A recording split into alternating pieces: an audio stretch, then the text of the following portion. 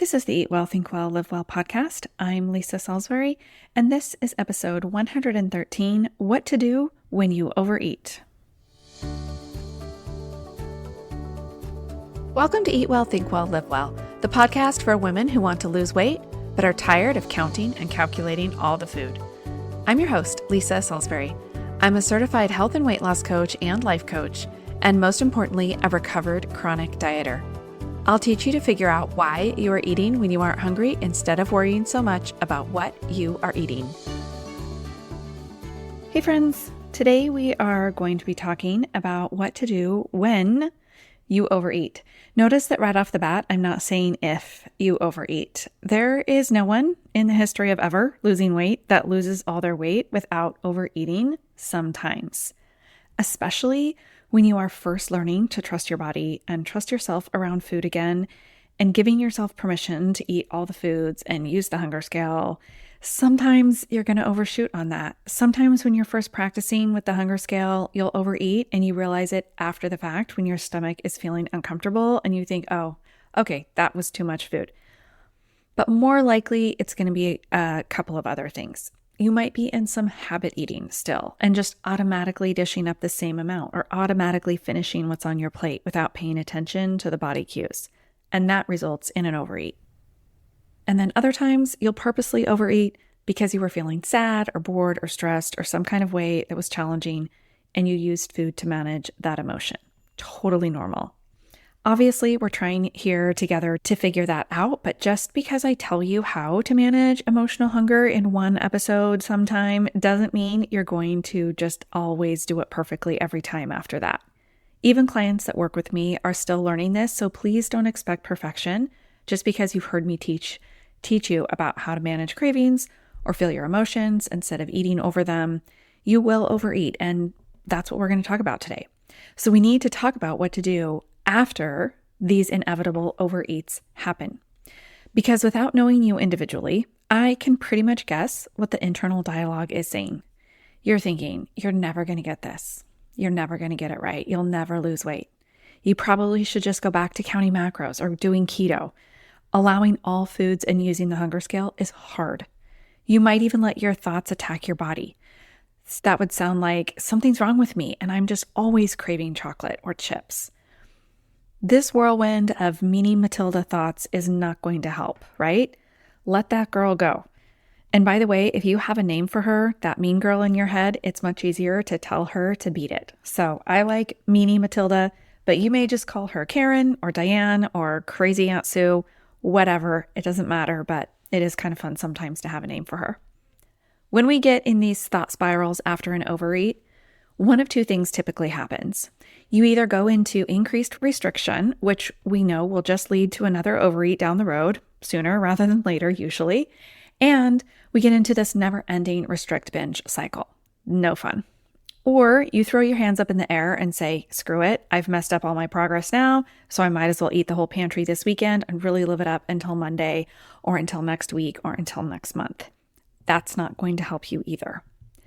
Getting out of this overeat spiral of thoughts is critical for you feeling your best and enjoying this weight loss into weight maintenance process long term. You have to know what to do because, again, this will happen.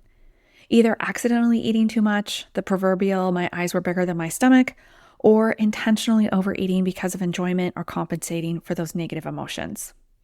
I really want you to hear this next thing I'm going to say.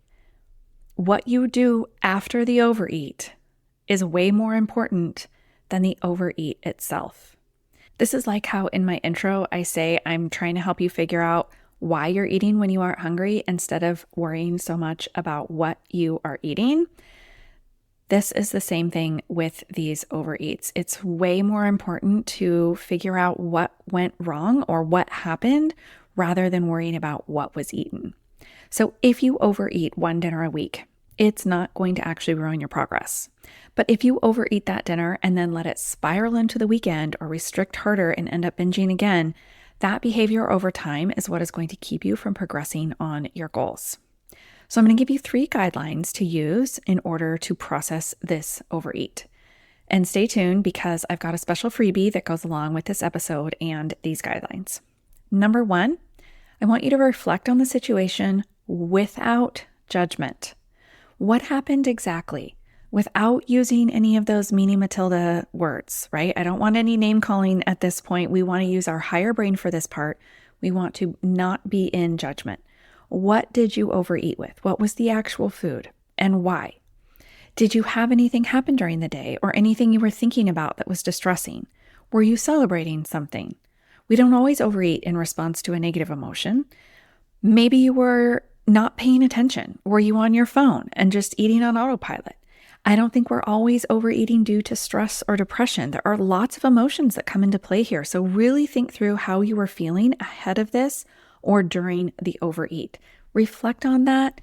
Do not pass judgment on it. Just get the facts down. This is purely what we want in like the circumstance line. If you think about the model, we want to reflect on what was happening as if it's completely circumstantial without passing any judgment or giving any morality to that situation. Okay, number 2, your next question is, what can I do next time? Sure, hindsight's 2020. As I said from the beginning, we all overeat from time to time. Even I do, and I've been working on being in touch with my hunger scale for years. So the more I do this process, the longer I go between these overeats. And partly it's because I've asked myself this question so many times. What would work better next time? What else could have solved for this emotion or this problem? Or maybe what could I have done differently during that meal that would have helped me pay more attention? This is one of the ways I found some of my tips for eating slower, which I recently shared, I think on an episode just a couple weeks ago. I noticed that when I overeat, I am like inhaling my food so fast. In fact, I have this particular memory of being out to dinner with friends, except for all of a sudden, my husband and I had to go. And so when the food came, I ate mine so fast. And later I was mortified, embarrassed in front of these friends because I ate so fast and ended up eating so much volume of food. I still distinctly remember like what the table looked like and where we were sitting in this restaurant. I'm sure they don't remember, but it's been several years now. And it was a real turning point for me to know that slowing down is really going to help. Like I was stressed in this situation. I was anxious about us having to leave and I don't see these friends very often. So the whole situation was like very stressful to me. So I know that that is what caused me to eat so quickly. But that's just something that's been helpful for me to notice that when I overeat, I'm often eating quickly. So it helps to look and say, okay, what could I do next time? And one of the strategies I have found is to slow down, right? But you might find that maybe what I can do next time is put your phone away so you can focus. Or you might think I could have just walked out to get the mail, something to get me out of the kitchen and into a new environment. I'm always talking about strategies like this because we have got to have plans for these obstacles. When we expect obstacles like I'm going to want to overeat when my boss treats me badly, we need a strategy for when I come home after a bad day at work. So what can I do next time helps you to create strategies for these situations.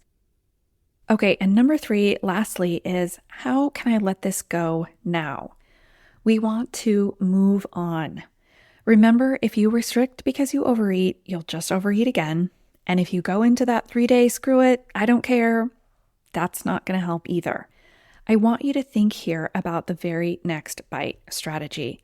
This is where we just wait for hunger, and then that next bite is right on plan.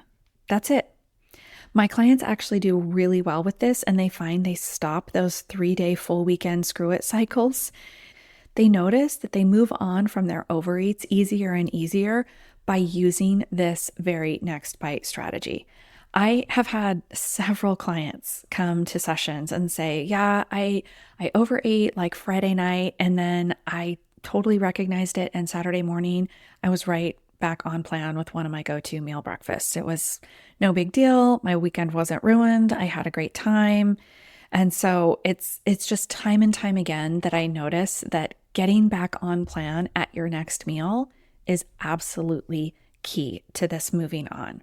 You just continue with your normal habits of creating your plan, prioritizing your protein, fiber, water, whatever are your most important pillars, all those habits you're working on that support you feeling your best.